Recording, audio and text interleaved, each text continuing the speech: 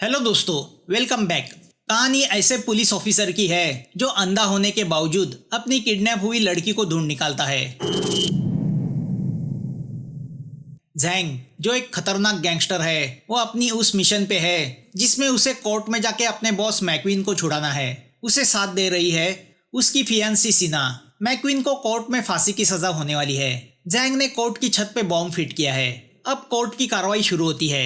McQueen पे drug supply, woman trafficking और न जाने कितने लोगों की हत्या का आरोप रखा गया है। नाजुक सिचुएशन को देख के पुलिस कोर्ट के चारों तरफ फैली हुई है, जिनको लीड कर रहा है कैप्टन डोंग और उसे असिस्ट कर रहा है सागू। कोर्ट मैक्वीन को सजाए मौत सुनाती है। तभी कोर्ट की छत पे लगाए बॉम्ब का ब्लास्ट होता है। छत से गिरी बैग में से गन्स निकाल के जैंग जज के साथ सभी को मौत के घाट उतारता है।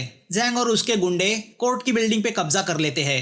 आवाज सुन के बाहर खड़ा डोंग समझ जाता है कुछ तो गड़बड़ है। वो अंदर जाने मुड़ता है। कोर्ट के बाहर वैन में मैक्वीन का बेटा रोशा अपने लॉयर मैको के साथ अपने डैडी के बाहर आने का इंतजार कर रहा है, मगर अंदर जैंग मैक्वीन को छुड़ाने की बजाय बॉम्ब डाल के उसे मार देता है। बॉम्ब ब्लास्ट से पूरी दीवार गिरी जाती है। उसी का फायदा उठा के जैंग और सीना वहां से भागने जाते हैं, मगर डोंग उसे पहचान लेता है। अब पुलिस और गुंडों के बीच धुआंधार गन फायरिंग शुरू होती है, जिसमें एक गोली सागू के पैर पे लग जाती है। तो कोर्ट के बाहर भी जैंग के गुंडे पुलिस पे हमला बोल देते हैं। बाहर कार में बैठे रोशा को पता चलता है कि जैंग ने उसके डैडी को मार दिया है, जिससे वो शॉक होता है। मगर तभी उसके पास बैठा मैको ताड़ जाता है कि जैंग ने उनकी कार में भी बॉम्ब फिट किया है। आइन वक्त पे दोनों कार से जंप करके अपनी जान बचा लेते हैं। रोशा जान जाता है ऑर्गेनाइजेशन को टेक ओवर करने के लिए जैंग ये सब कर रहा है। यहाँ कोर्ट के अंदर डोंग और जैंग के गुंडों के बीच धुआंधार गन फायरिंग शुरू है। जैंग सागू को हॉस्टेज बना के डोंग को गन फेंकने बोलता है। डोंग सभी हथियार तो फेंक देता है सिवाय एक बॉम्ब के। अब जैसे ही जैंग सागू को छोड़ के उस पे झपट पड़ता है, बॉम्ब फट जाता है। जैंग ऑन द स्पॉट मर जाता है तो डोंग घायल होता है। अपने फियांसी को मरा हुआ देख सीना पूरी तरह पागल हो जाती है। तभी पुलिस आके सीना को अरेस्ट करती है। सीना डोंग को धमकी देती है, तुम्हें मारे बगैर मैं चैन की सांस नहीं लूंगी, मेरा इंतजार करना। डॉक्टर डोंग से कहते हैं कि बॉम्ब ब्लास्ट में उसकी आंखों का रेटिना खराब हो चुका है, तो अब वो देख नहीं सकता। हमले में हुए डैमेज की जिम्मेदारी डोंग अपने सर पे लेता है। तो सागू को पैर के डिसेबिलिटी की वजह से बैक ऑफिस में ट्रांसफर किया जाता है। हमले में मरे हुए ऑफिसर्स के रिलेटिव्स उनकी मौत का जिम्मेदार डोंग को ठहरा के उस पे अपना गुस्सा उतारते हैं। ब्लास्ट में डोंग के आंखों की रोशनी भले चली गई हो, मगर उसके सुनने की फ्रीक्वेंसी बढ़ गई है। छोटी से छोटी आवाज भी उसके कान पकड़ लेती है। अपने ही साथियों की मौतें उसे चैन से बैठने नहीं देती। डोंग की बेटी यामी फैसला करती है कि वो उसके पापा का ख्याल रखेगी, उसे डिसेबल महसूस नहीं होने देगी। एक रात डोंग कुछ रेडियो फ्रीक्वेंसीज की आवाजें सुनता है जो सामने की बिल्डिंग से आ रही है। वो कैसे वैसे उस रूम तक पहुंच जाता है तो उसे पता चलता है सागू आवाजों को रिकॉर्ड कर रहा है। उसे गलत फहमी होती है कि सागू उस पे नजर रखे हुए है, मगर सागू बताता है कि उन माफिया से अभी भी डोंग को खतरा है, तो वो उसकी हिफाजत के लिए सब कर रहा है। यामी एक वॉयलिनिस्ट है। वो अपने म्यूजिक से अपने पापा को कूल रखने की कोशिश करती रहती है। डोंग फैसला करता है कि उसकी आंखें गई तो क्या हुआ, वो अपने कानों को अपनी शक्ति बनाएगा। यामी उसमें उसकी हेल्प करती है। डोंग अपनी स्पेशल एक्सरसाइज शुरू करता है। यहाँ बैक ऑफिस में काम करते हुए सागू को पता चलता है कि सीना मैनुला सिटी जेल में है। जेल में सीना जैंग की मौत को भुला नहीं पाई।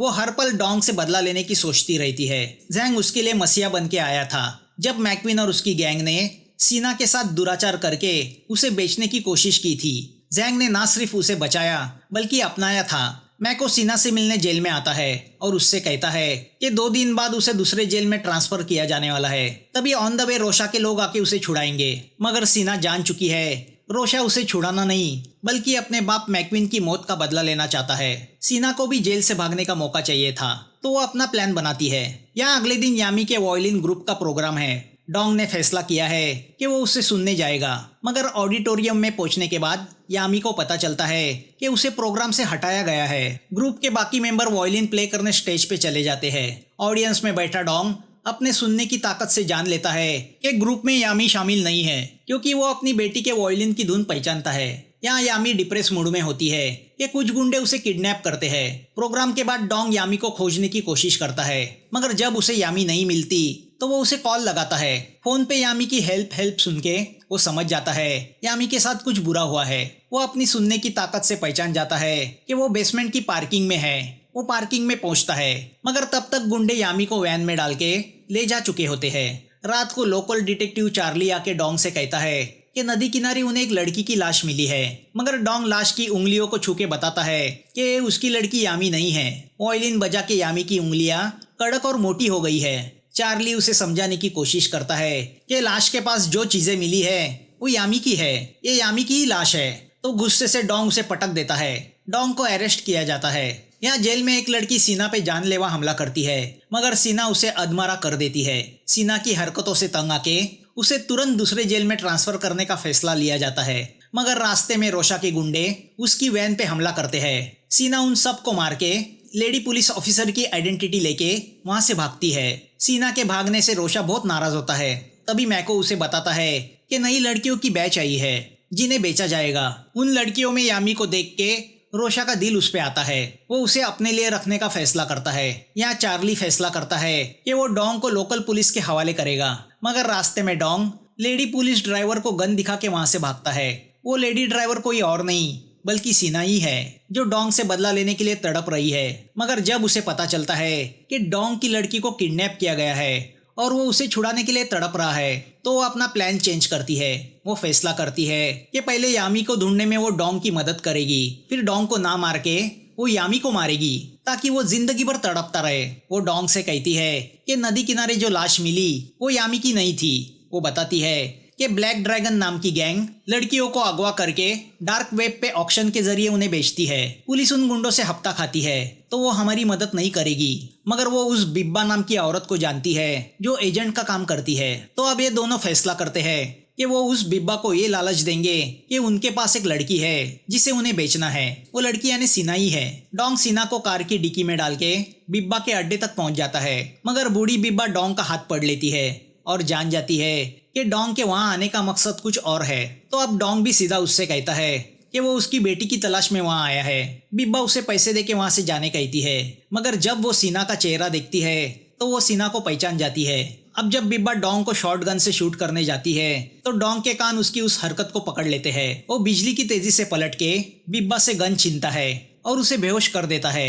अब वो वहां बनाए खुफिया रास्ते से अंदर जाता है, मगर रोशा की राइट हैंड मैगी उसे पकड़ लेती है, जो सीना को अच्छी तरह पहचानती है। वो दोनों को चेन से इस तरह बांध देती है कि अगर डोंग ने कदम बढ़ाया तो उल्टी लटकाई सीना का सर टैंक के पानी में डूब जाएगा। वो सीना से कहती है, हम सब बेसब्री से तुम्हारा ही इंतजार कर रहे थे। डोंग उससे कहता है कि वो सिर्फ अपनी बेटी को लेने यहाँ आया है। मैगी उससे कहती है, मैं हर साल हजारों लड़कियों को बेचती हूँ, हर लड़की किसी न किसी की बेटी होती है। दूसरी ओर रोशा यामी से वायलिन बजवा के अपने आप को एंटरटेन कर रहा होता है कि यामी उसके सर पे वायलिन मार देती है। रोशा गुस्से से उससे कहता है, अब तो मैं तुम्हें शेख को बेचूंगा और तुम्हारी जिंदगी नरक बना दूंगा। तभी उसे मैगी का फोन आता है। वो उससे कहती है कि उसके हाथ सीना लगी है। रोशा उससे कहता है कि वो तुरंत सीना को मार दे क्योंकि वो बड़ी खतरनाक औरत है। कि तभी यहाँ मौका देख के डोंग मैगी के आदमियों को मार के खुद को और सीना को भी छुड़ाता है। अब पागल सीना मैगी को मारने मोड़ती है। दोनों में हाथापाई शुरू होती है, मगर मैगी सीना का मुकाबला कर नहीं पाती।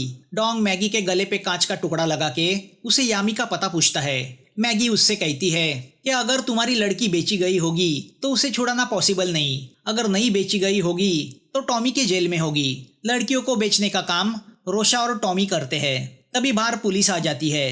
अब जैसे ही मैगी सीना की पोल खोलने जाती है, सीना जोर से उसे किक मारती है, जिससे डोंग ने उसके गले पे लगाया हुआ कांच का टुकड़ा मैगी की गर्दन काट देता है। मैगी वहीं पे मर जाती है।